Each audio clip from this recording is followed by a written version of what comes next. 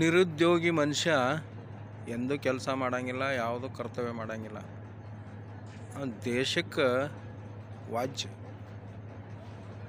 ಮುಂದೆ ನೋಡಿದ್ರೆ ಅಂಥ ಮನುಷ್ಯಾಗ ಯಾಕರೆ ಬಂದಪ್ಪ ಇವ ಮುಂದೆ ನಮ್ಮ ಮುಂದೆ ಅನ್ನಿಸ್ತದ. ಆ ಮನುಷ್ಯ ಸಂಧಿ ಸಾಧು ಇರ್ತಾನೆ,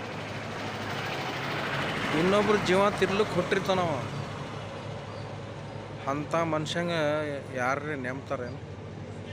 ಯಾಕಂದ್ರೆ ದಿಶಾಭೂಲ್ ಮಾಡುವುದೇ ಅವನದು ಒಂದು ದಾಟಿ ಆಗಿರ್ತದೆ. ನಾ ಹೇಳೋದೇನಪ್ಪ ಅಂದ್ರೆ ಇಂಥ ಮನುಷ್ಯನಿಂದ ದೂರ ಇರಬೇಕು. ಯಾಕಂದ್ರೆ ನಮ್ಮ ದೇಶಕ್ಕೆ ಬೇಕಾಗಿದ್ದು ಒಳ್ಳೆಯ ನಾಗರಿಕ, ಒಳ್ಳೆಯ ಕರ್ತವ್ಯ ಮಾಡುವಂತಹ ವ್ಯಕ್ತಿ, ಒಳ್ಳೆಯ ನಾಗರಿಕ ಬೇಕಾಗ್ಯದ. ಒಂದು ದೇಶ ಹಿತದ ಬಗ್ಗೆ ಚಿಂತನೆ ಮಾಡುವಂಥ ವ್ಯಕ್ತಿ ಬೇಕು. ಆದ್ರೆ ಈ ನಿರುದ್ಯೋಗಿ ಮನುಷ್ಯ ಅವ ಮನೆ ಜವಾಬ್ದಾರಿನೂ ತೊಗೊಳಂಗಿಲ್ಲ. ನಾನು ಏನು ಮಾಡಬೇಕಂತ ಸುತ್ತ ಅವನ ತಲೆಗೆ ಹೊಳೆಯಂಗಿಲ್ಲ. ಬರೀ ಸ್ವಾರ್ಥ ಸ್ವಾರ್ಥ ಸ್ವಾರ್ಥ. ನಂದು ಚಲೋ ಅದು, ನಾ ಸಾವ್ಕಾರ ಅದು, ಇದಕ್ಕೆ ಬಿಟ್ಟು ಮತ್ತೊಂದು ಏನೂ ಇರೋಂಗಿಲ್ಲ. ಎಲ್ಲರೂ ನನಗೆ ಹೊಗಳ್ಬೇಕು ಅಂತಿರ್ತಾನೆ. ಅದಕ್ಕೆ ನಾ ಏನಂತೀನೋ ಅಂಥ ವ್ಯಕ್ತಿಗೆ ನಾವು ಒಂದು ವೇಳೆ ಹಿಮಾಲಯ ಗುಡ್ಡದ ಮೇಲೆ ಕುಂಡ್ರಿಸಿದೇವಂದ್ರೆ ಆ ವ್ಯಕ್ತಿ ಏನು ಸುಮ್ಕೊಂಡಿರ್ತಾನೆ,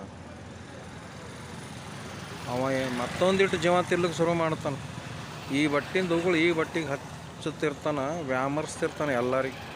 ಸಮಾಜದಾಗ ಇಂಥ ಮಂದಿ ಭಾಳ ಅದಾವ. ಅದಕ್ಕೆ ನಾವೇ ಹುಷಾರಾಗಬೇಕಾಗ್ಯದ. ಚಿಕ್ಕವರಿದ್ದಾಗಲೇ ಅಂಥ ಪ್ರಕಾರದ ವ್ಯಕ್ತಿ ಹುಟ್ಟಿದ್ದ ಅಂದ್ರೆ ಸಂಸ್ಕಾರ ಅವಾಗೇ ಬದಲಾಯಿಸ್ಬೇಕು. ಮುಂದೆ ಎಂದೂ ಸಂಸ್ಕಾರ ಬದಲಾಗಂಗಿಲ್ಲ. ಒಂದು ವೇಳೆ ಸಂಸ್ಕಾರ ಬದಲಾಗಲಿಲ್ಲ, ಸರಿಯಾಗಿ ನಡ್ಕೊಂಡು ಹೋಗಲಿಲ್ಲ ಅಂದ್ರೆ ಅಂಥ ಮಗನಿಗೆ ಬಾಲ ಸುಧಾರಗೃಹದಾಗ ಕಳಿಸ್ಬೇಕು. ಒಂದು ಒಳ್ಳೆಯ ಸಮಾಜ ಕಟ್ಟಬೇಕಾಗ್ಯದ. ನಾವೆಲ್ಲರೂ ಈ ವಿಚಾರ ಮನದಲ್ಲಿ ಅಳವಡಿಸಿಕೊಂಡು ಜಾಗೃತರಾದ್ರೆ ಒಳ್ಳೆಯ ಸಮಾಜ ನಿರ್ಮಾಣ ಆಗ್ತದೆ. ಜೈ ಹಿಂದ್, ಜೈ ಭಾರತ್.